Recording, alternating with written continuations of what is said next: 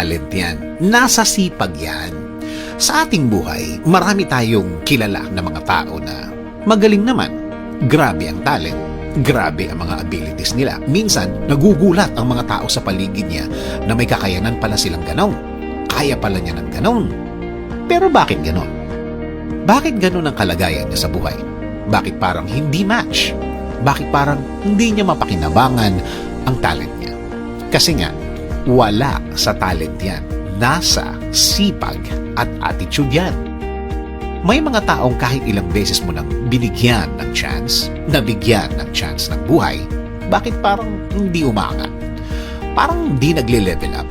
Parang hindi niya napapakinabangan ang kaya niyang gawin. Di nga ba, sabi nila, hard work beats talent when talent doesn't work hard. Kailangan talaga ng tamang plano at approach sa buhay na ito.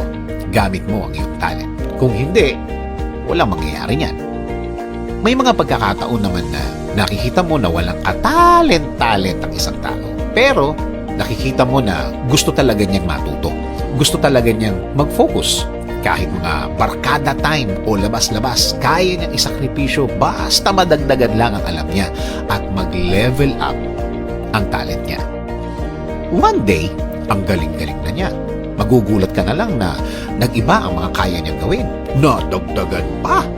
Dahil yun sa mga ibinigay niyang panahon para mas mag-level up siya, para mas mahasa o mahone pa niya ang talent niya. Nag-focus siya at sinabi niya sa sarili niya na hindi siya titigil hanggang hindi niya nakikita ang sarili niya na naabot na niya, na-reach na niya ang pinakamagaling niya through his or her talent. Nakakalungkot na marami tayong kilala na may talent na tamad. Parang ang galing-galing na niya. Feeling niya, hindi na niya kailangan mag-level up pa. Ayaw magpaturo. Ayaw magpa-guide. Saksakan ng yabang. Well, totoo naman. Kahit naman napakagaling ng talent mo, kailangan mo pa rin maging humble. Hindi yan lisensya para maging mas mataas ka sa ibang tao. Para mas maging VIP ka all the time. Nothing beats hard work, ika nga. Kahit napaka-talented na mga katapat mo o kaya kalaban mo kung saan kapag nag-focus ka, kakayanin mong patumbahin ang sino man basta may sipag at tiyaga ka lang. Kahit gaano pa sila kagaling, tapatan lagi ng sipag at tamang attitude, magiging okay na ang lahat. Humingi ng tamang guidance galing sa Diyos. Hingin sa Kanya ang tamang direksyon. Hingi ng tamang tao na tutulong at magbibigay ng tamang payo sa kung ano man ang ginagawa mo.